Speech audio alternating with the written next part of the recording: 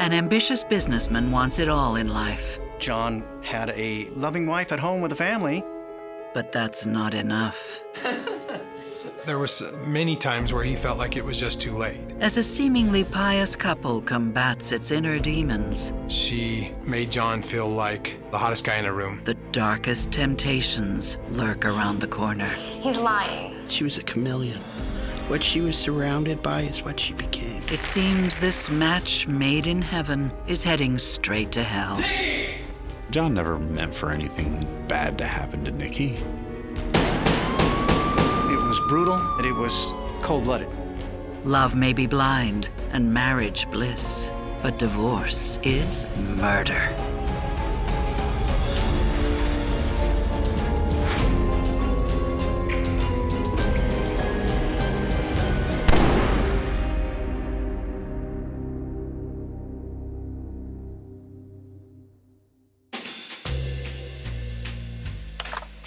California Baptist University provides the perfect Christian education for 19-year-old John Hilrich.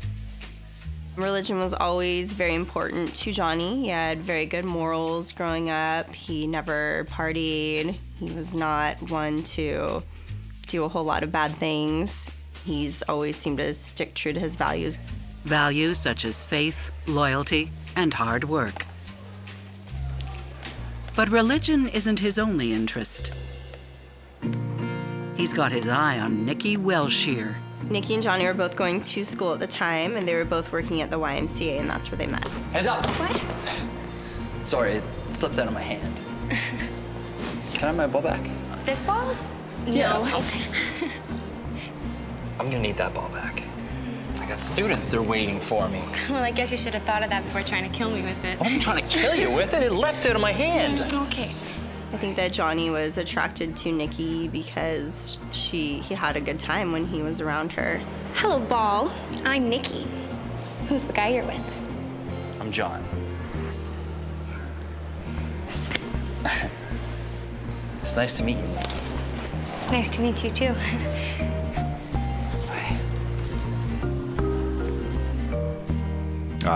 What didn't attract Nikki to John? He was obviously very handsome, he's tall, very smart. And soon enough, this young love blossoms. Johnny had Nikki as his first serious relationship, and I think he was excited to have somebody around and spend a lot of time with. What? I'm not gonna kiss you here in the middle of the hallway. It's been like, what, a year and a bit since we've been seeing each other? How do you feel about kids? Lots of them? How do you feel about us? This is how I feel. Nikki is studying to be a nurse, and John is working towards a business degree. They also both wanted to have careers and, have children, so they had some interest in common there. Johnny and Nikki got married shortly after they met each other. And they both seemed very happy. Religion continues to play a large role in their lives. They attended church together every week. She was, I think, teaching Sunday school, and loved it. What do you think? It looks great. Just like you. It's a blissful beginning for the newlyweds. And John quickly lands a job at an ad sales company. Nikki's stepdad was influential in getting John a kind of a entry-level position with the company. Here you go. Which was very difficult to get in. Immediately from the time John started in advertising sales, he excelled. Hi, John Hilrich here. Yeah, are we on for Friday? He had a very definite goal and plan. Hey, have a good weekend. To move up in the organization. And he wanted to be CEO someday. People looked up to John. He was not a leader just because of the title that he had, but he really, really, really cared about people. John's rise to the top is helped by Nikki, who keeps the home fires burning, even while working as a nurse. Nikki was a caretaker by nature. They were a great fit because she was able to take care of the home and he was able to take care of the rest. Hey. Hi. Got you some flowers. Thank you. But John's climb up the corporate ladder means he travels often. I do know Nikki, at times, from what I heard through John, was frustrated because he was so committed to work. I definitely would say that John could put work way ahead of anything else. As John is promoted from office to office, the young couple is also on the move. But when Nikki becomes pregnant with their first child, Sarah, all that changes. They actually had a very hard time conceiving and were wondering if they were going to be able to. So when we got the news that Nikki was pregnant, everybody was very, very excited. And that's when she decided to stay home and be a full-time mom.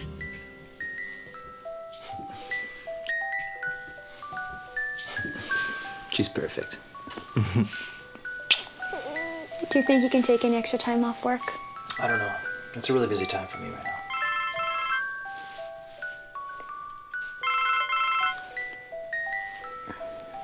Take it. We'll talk later. Hello. Around the house, she was the one that had to do everything. It was probably stressful for Nikki to be at home a lot and taking care of kids, at times by herself while he was working. Psychotherapist Stacy Kaiser and forensic psychologist Brian Russell are concerned that John and Nikki's priorities are no longer the same. It's hard to raise a child alone. When your husband's gone all the time, it can be exhausting. And so it's very possible that what happened with her is she began to grow resentful, she was worn out, and not communicating those things. And that can impact the relationship. Men will see working a lot, spending a lot of time at the office as sort of their way of doing the best they can for their family, even if it takes them out of the home a lot. And that can be okay if both partners in the marriage see it as that. But if there is disagreement about that, if somebody is saying, okay, it's too much, we don't need all this, I don't want all this, I want you around more, and there starts to be disagreement around that, that there can be resentment and conflict from it. John's hard work does have its benefits. Before long, the couple purchases their dream home in Yucaipa, California. Yucaipa's kind of like the country compared to the city they grew up in, so it was very laid back. They had a beautiful house. And John's career continues to thrive. You look handsome. We had lots of award ceremonies throughout the course of a year. Functions, parties, different things. Sure you don't want to come tonight? Last chance. I'd really love to show you off to everybody. Not tonight, John. And you know, Nikki just did not go. And I never fully understood why. It's hard work to raise kids. She seemed to be very devoted to them, give them a lot of her time and attention. John was very vocal to me that he was not happy that Nikki didn't show up for events. I wish my wife was here with me. You know, I wish she could celebrate this because this is a big part of my life. And she wasn't there to support that.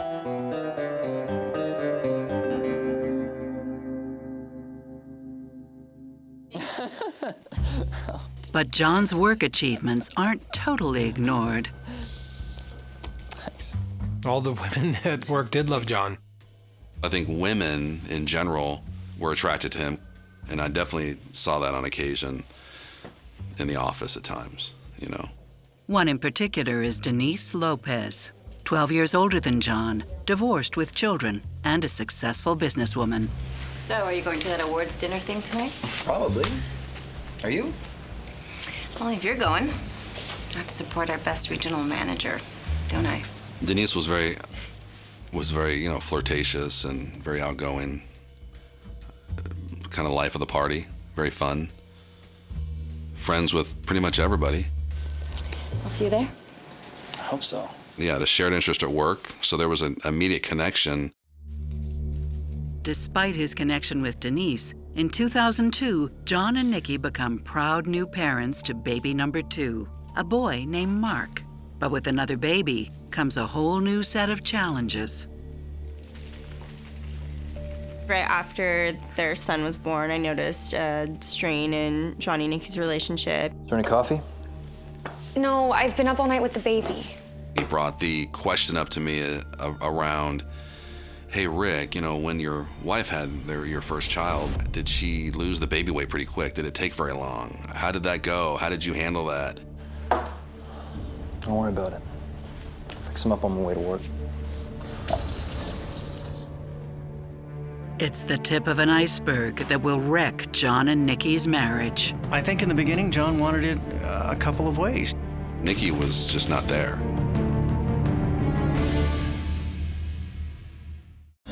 Young ad exec John Hillrich struggles with the conflict between being a godly husband to wife Nikki and his growing attraction to his attentive colleague Denise. I definitely believe that John was struggling with what he believes in and his religious beliefs. Denise and John would be together at a lot of these work functions and events, and Nikki was just not there. Eventually, temptation gets the best of John. John and Denise's relationship when it first started was very quiet and secretive. But for Denise, this is more than an affair.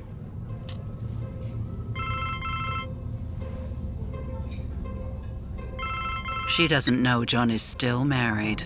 There was some question as to whether or not John was being totally honest with Denise about separating and divorcing Nikki. John seems to struggle with his honesty on many fronts. I think in the beginning, John wanted it a couple of ways. He wanted to have a loving wife at home with a family and a mistress. For John, divorce isn't an option. Filing for the divorce would have meant that he failed, and that's not John's personality. And when it comes to personalities, Denise and Nikki couldn't be more different. I would say that Denise and Nikki were polar opposites.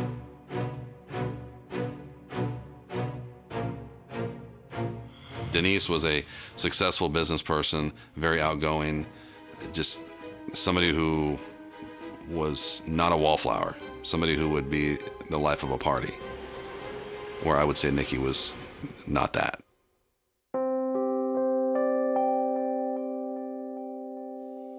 Then, just when it seems John's career can't get any busier, work makes him an offer. John got a position in 2006 to move to the Oxnard area, which was about a 3-hour drive from San Bernardino. You're home late. How was work? I'm being transferred. Not again. Corporate called him and said, if you want to make it to the next level, this is what you need to do for us. I can't do it, John. It's important, Nikki. It's work. Nikki didn't want to move again because it would have been the fourth move in less than 3 years, and her family was their local and their church. She just didn't really want to move.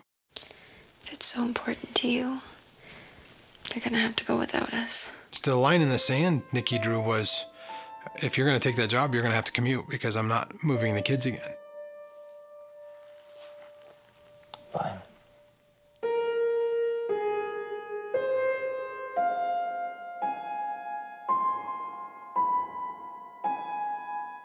He moves to Oxnard by himself and travels back to Nikki and the kids on weekends. Yeah, they were 5 days apart from each other every single week. It grew them apart further than they were already grown apart. But for John, it's the perfect opportunity for his affair with Denise to kick into high gear. She was very romantic and sexy and sultry and extremely attracted to John physically, and made John feel like, the hottest guy in the room. And he felt the exact same way about her. John was living a life that could not escape turmoil. That's what his life was all about, because he had a wife and he had a girlfriend. John struggled a lot because even though he'd met the love of his life, there was many times where he felt like it was just too late, that he'd already made a commitment.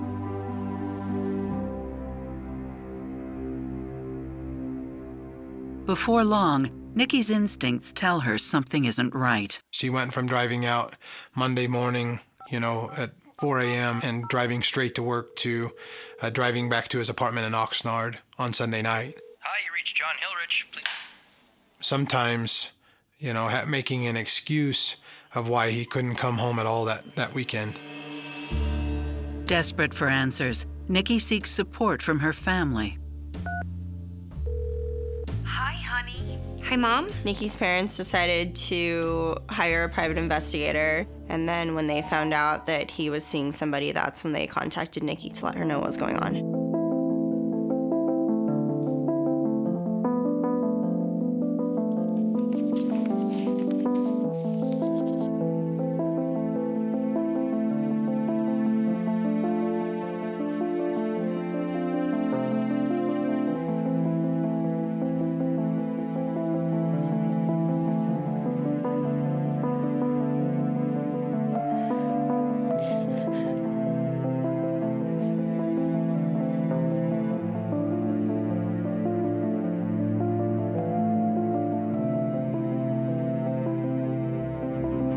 Nikki was devastated.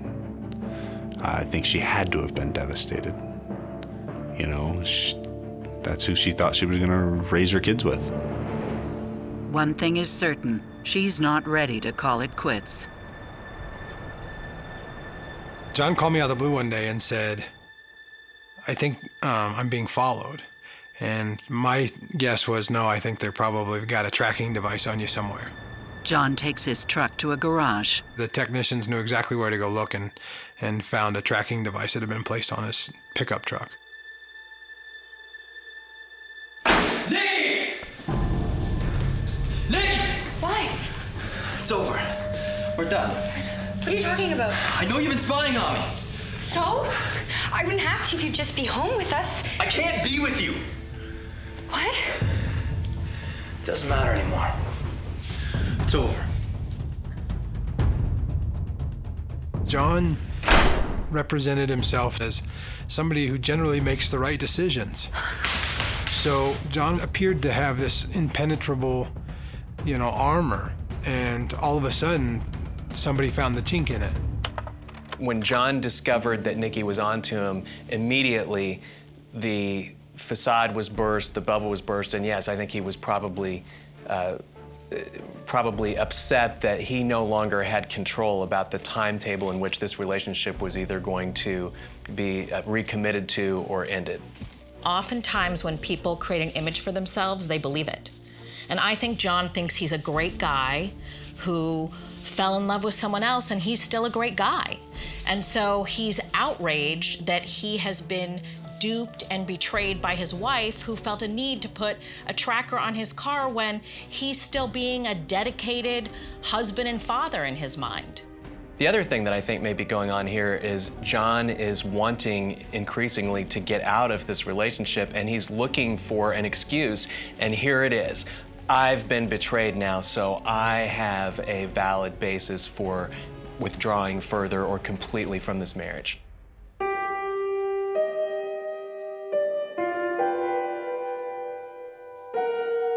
John and Nikki separate, but agree to co-parent. I can only imagine how Nikki felt about it. That was her co-pilot. That was who she was supposed to raise her kids with, and now he's gone. And now he's with another woman that's official. Nikki keeps the house. John has visitation on the weekends. Anyone home? Hey, where are the kids? Mark, Sarah! There's no way John would ever let his kids go without, which meant, because Nikki was raising John's kids, that he wasn't going to let Nikki go without either. Financially, he took care of her. But that means nothing to Nikki. What she wants is something more sinister. Hello? May I speak to Denise, please? Nikki? Why are you calling me? John told you we're divorced, didn't he? We're not. What? What are you talking about? How is that possible? He's lying.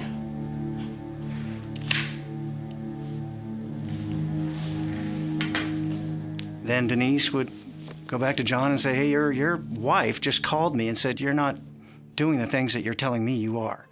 and they would get into arguments. Nikki can't leave the couple alone, sending messages and texts, even when they're on vacation.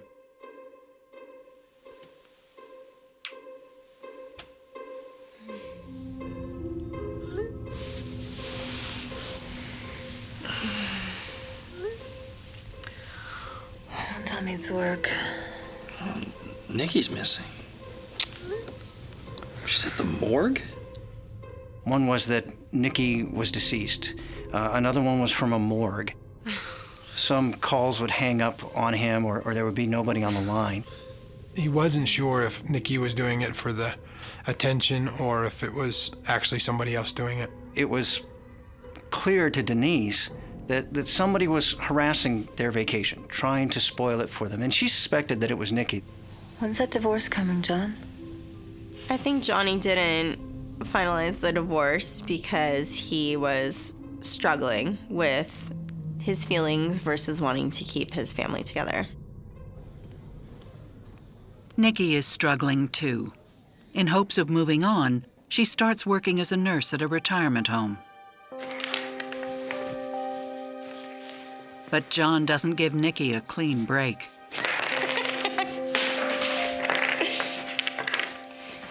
Hey, guys. Hi, Dad. I would often have conversations with John, and I'd just say, dude, are you sure you're not leading her on? Does she think that, you're coming back to her? John was definitely worried that he was going to lose custody of his kids. So he did a lot of things to placate, to pacify her. And one of the things was kind of stringing the relationship along. Hi, sweetie. Yeah. After 3 years, Nikki's hopes are dashed.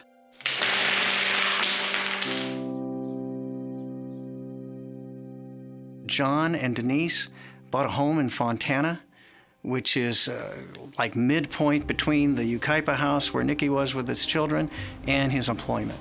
And this was completely in the open, that John was planning on divorcing Nikki, and he had a new fiance. With John and Denise less than an hour away, the wound is reopened. There was 0% chance of hope. Maybe that's what drove her over the edge. An edge there's no coming back from. She just became a different person. If I find out that my ex-wife is hanging out with criminals, I'm going to do what John did. Plain and simple.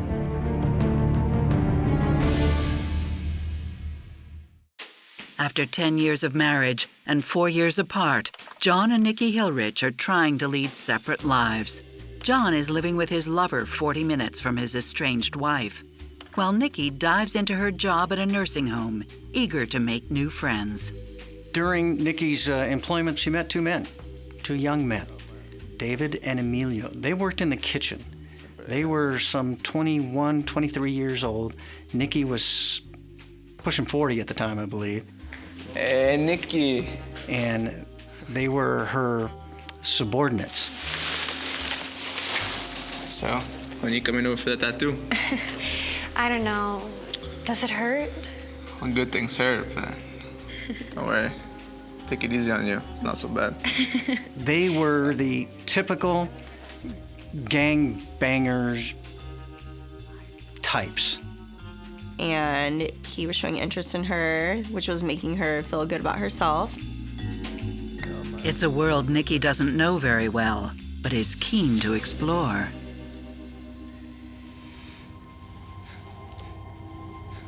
She had them over to her house to drink and started making them cheesecake and things like that. Just bizarre behavior.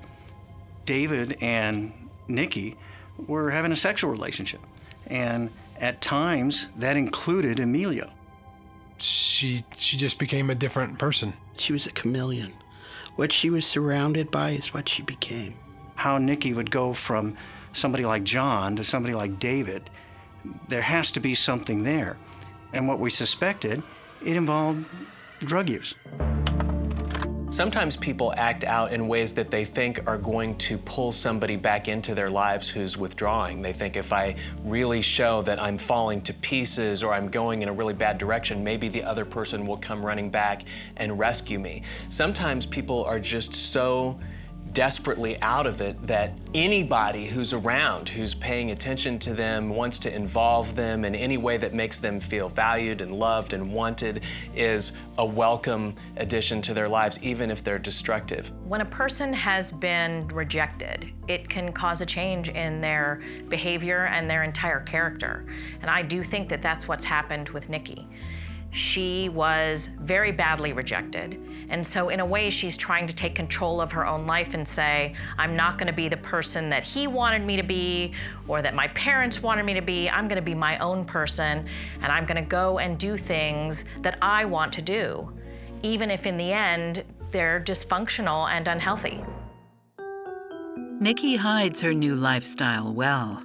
Several of her neighbors talked about what a wonderful mother she was and how much she loved her children. So she was still maintaining those relationships, even though she was living this darker side to her life. But she can't hide her transformation from John. Nikki wasn't the person that she was when they had first got together. John couldn't stand that. Could not stand that. He couldn't tolerate it. Just as John has to decide what to do about it, his career takes an unexpected turn. In 2011, the company went through a restructuring, and he was demoted. John was crushed. Besides going through turmoil in his personal life, now his Midas touch ran out even at work.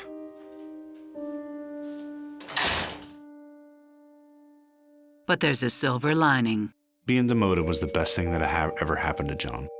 At the time, it wasn't the best, but a month or two later, when he realized how much more time he got to spend with his kids because he had been demoted. John also uses his newfound time to reconnect with his faith. He really came back and became a devout Christian again. He loved God. It really was the fabric of who he was as a man and as a father, as a friend, as a leader in the business. Until John's daughter makes a horrifying discovery.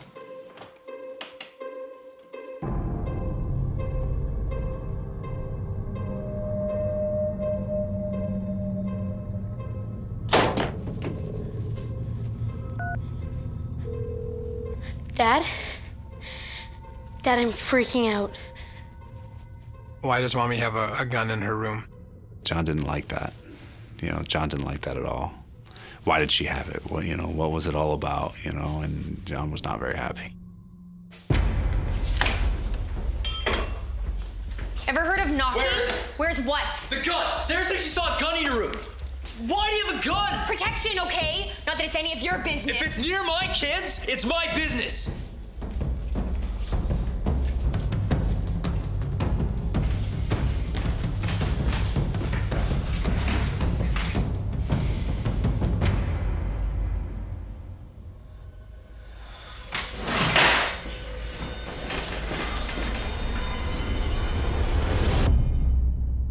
Concerned for his children's safety, John suspects Nikki's new friends may be a bad influence. John decided to go online and research David Oliveira's name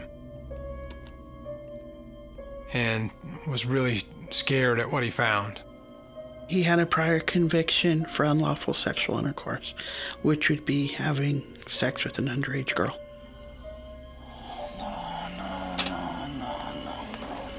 And that was the conviction that really bothered John, because he had an underage daughter. What would you do? If I find out that my ex-wife is hanging out with criminals, I'm going to do what John did. Plain and simple.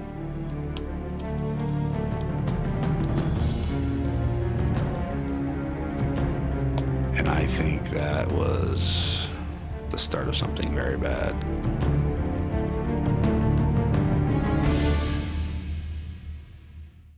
Nikki Hillrich has gone from church-going housewife to gangbanger's girlfriend. With God on his side, her estranged husband John is ready to do whatever it takes to keep his children safe. Johnny was very scared and, uncomfortable with the fact that somebody that had this criminal past was coming around his children.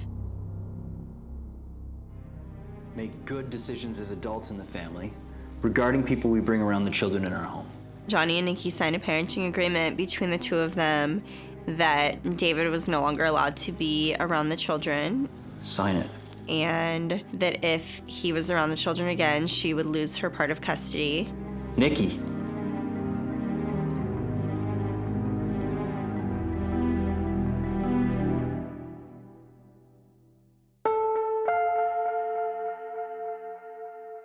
But Nikki just can't help herself. Sarah, John's daughter, had told John that David had been coming around the house, and John was done. John was done. He was livid. He was mad. He didn't want that. He was trying to protect his kids, you know, and now she's breaking the agreement that they had. He had had enough. Their relationship was definitely contentious after the agreement was signed between them. John didn't trust Nikki at all, or the friends she was hanging out with, or the people that she decided to associate herself with. Nikki didn't trust John because she felt like all of a sudden he wanted to end the relationship and get the divorce over with, and he'd never wanted to before. Frankly, it didn't really surprise me that she didn't stick with the agreement. I was surprised she went as long as she did. She is on some sort of destructive mission to destroy herself and lose everything, and that's exactly what she's doing. That's when people make really bad decisions, when they're thinking very short-term gratification, what do I want, what do I need right now? When people make good decisions is when they're looking far out ahead and think, what's best for me and my children, my family in the long run? Nikki is clearly somebody who has done that in the past, not doing it now. Furious, John demands to see Nikki. You signed it, Nikki, and you messed up. John told Nikki that if his kids continued to be around those people, that he wasn't going to allow that. I'm moving back into the house, and I want you to leave without the kids. John threatened Nikki that he was going to file for full custody of the children. And the evidence that he was going to present to the family court was her relationship with David and Amelia. Are you crazy? No way. This isn't over. Yeah, we'll see about that. Nikki was furious. You know, felt like John was betraying her. I told John, I think you're crazy if you think she's just going to give up like that. John just wanted to protect his children. Nikki chastised Sarah for telling John about David still coming around the house.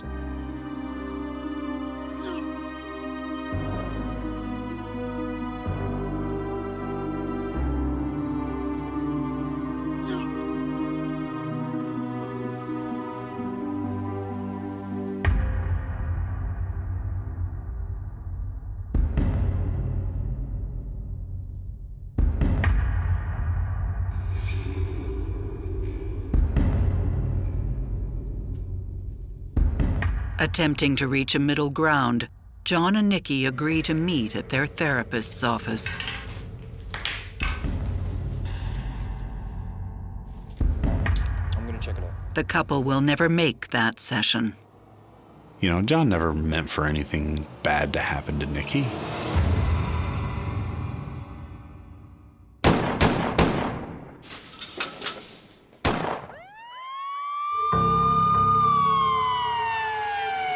August 16th, 2011.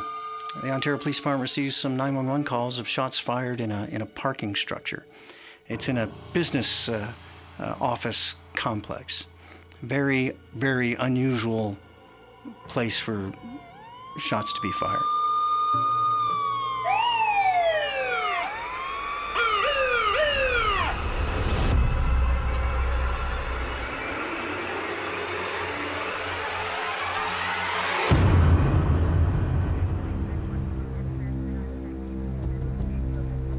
They just walked up to him and shot him.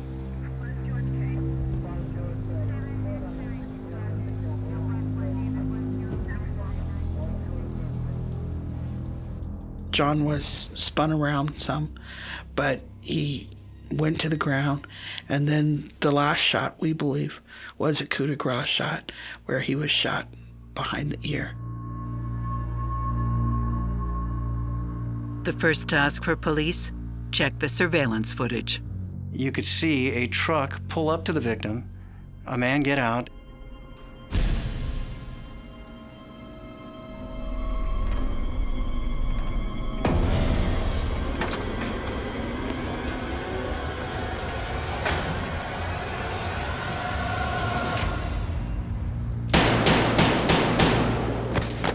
It was brutal. He never stood a chance.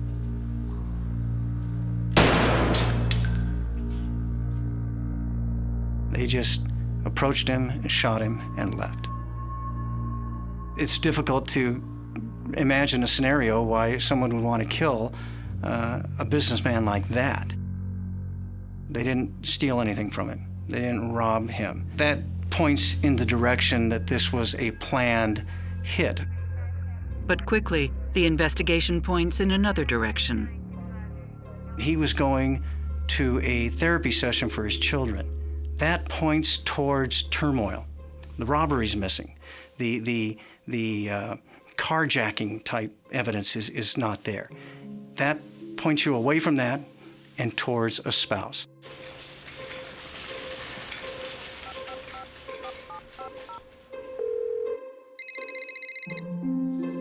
Hello? As a police officer, you make these phone calls and these notifications all the time. They're called death notifications. It's a brutal, miserable experience. But what you learn early on in your career is there is an expected response.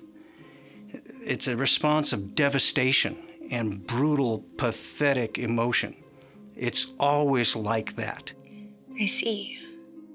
It's terrible. She had an absence of the expected, brutal despair. She didn't say, "Oh my God, what happened?" She didn't say anything like that. So I wanted to quickly contact her, isolate her. Can you meet me at the hospital? Okay. She wasn't flustered. She didn't have to write the directions. She said she would look it up on her phone. She was way too much in control. Way too much in control.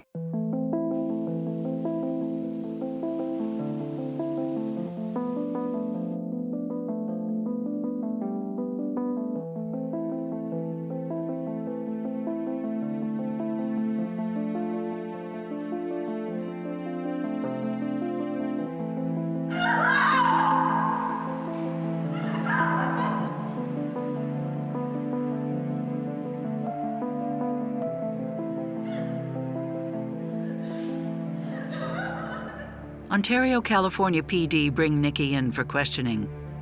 Does she know more than she's letting on? Are you kidding me? Without that, we would have been days behind. They were just shocking.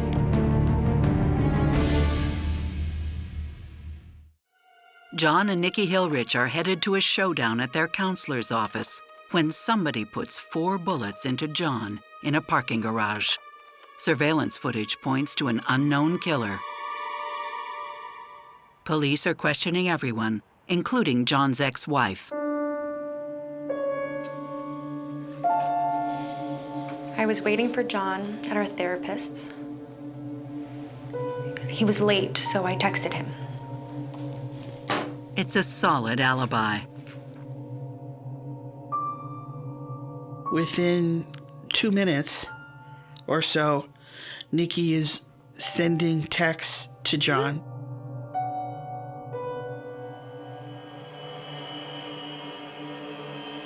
She sent a text to his mother saying, "Have you heard from John?" And that was just patently ridiculous because nobody's going to start texting somebody, "Where are you?" when they're only 2 minutes late.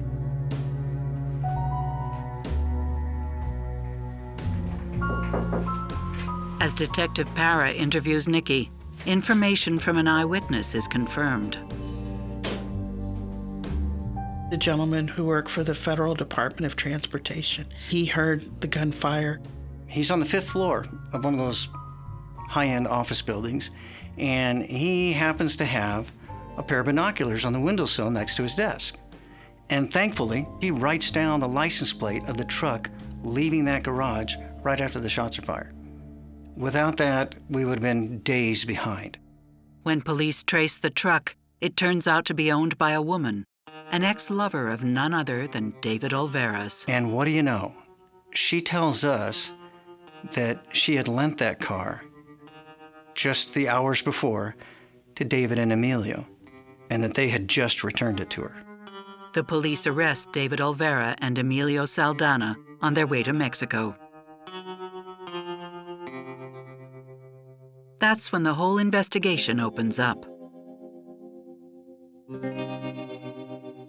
David's confiscated cell phone has texts from Nikki that detail where and when John can be found alone. The morning of August 16th, David Olvera sent Nikki a picture via text of John Hillrich's parking spot, and accompanying the picture was a message saying, "I missed him." And Nikki's response was, "Don't worry, you'll get him next time." We have a term in California when we talk about premeditated murder that we talk about lying in wait. And this was a perfect example of these two men lying in wait for John Hillrich to come out so that they can kill him. With the cell phone evidence in hand, police are convinced David and Emilio are the killers. And their connection to Nikki is damning.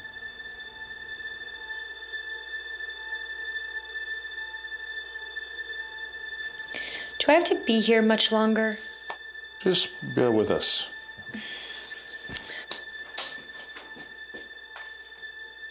Detectives would feed me more information because they knew I was interviewing Nikki.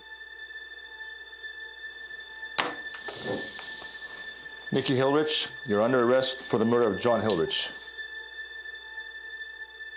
The nail in the coffin comes when the police make another discovery. We found in Nikki's purse were Post-it notes, handwritten by her, saying that John Hillrich must die and thanking David for doing it.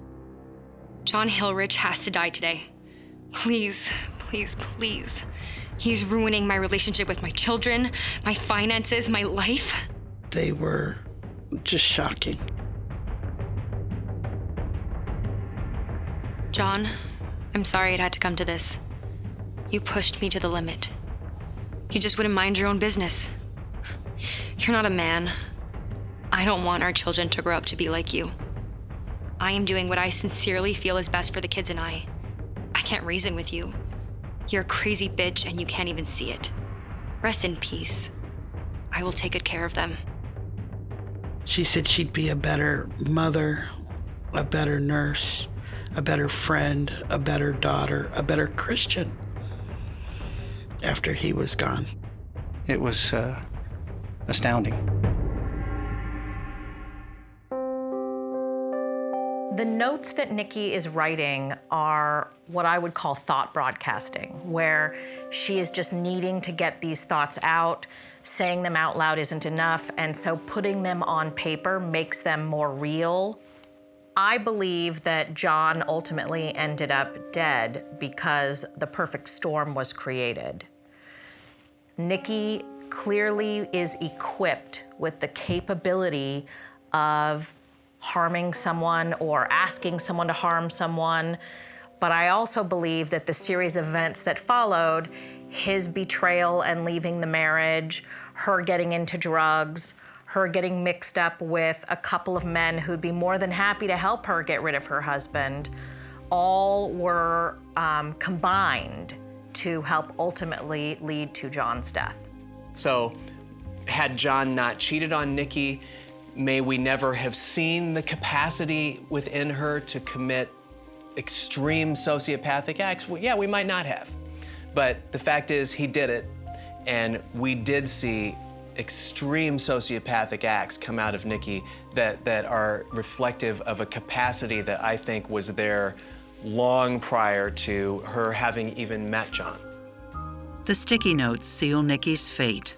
One of the things that they did do is really open the jurors' eyes so they could see what a cold-blooded woman this was. The one where she said John Hillrich must die today, and just lambast this man and call him names and try to say, I'm going to be a better mother, a better Christian. Are you kidding me? On July 16th, 2015, Nikki Hillrich is sentenced to a minimum 26 years in prison for the first-degree murder of her ex-husband, John. Drugs probably played a part in that, but it's not a defense. Drugs or no drugs, you still know what you're doing. And Nikki abandoned her children, orphaned them, all in the name of her own selfish stupidity. She will have missed out on her children's graduation from high school. She'll have missed out on their weddings, the early lives of her grandchildren. And I feel bad for her children because she made such a selfish decision to have this done and to rob her children of their father. David Olvera and Emilio Saldana, who already have strikes against them, get 50 years to life. His loved ones say that even in death, John got what he wanted: safety for his kids. Even if he knew that he was going to die by confronting, and, he still would have done it because, his kids are safe and they are being taken care of. John was a great father. He died for them. How much better of a father could he possibly be? I want to hear his voice. I've gone through a lot of things in my life, since then, that he would have guided me on and helped me on and led me through. John was a good dude.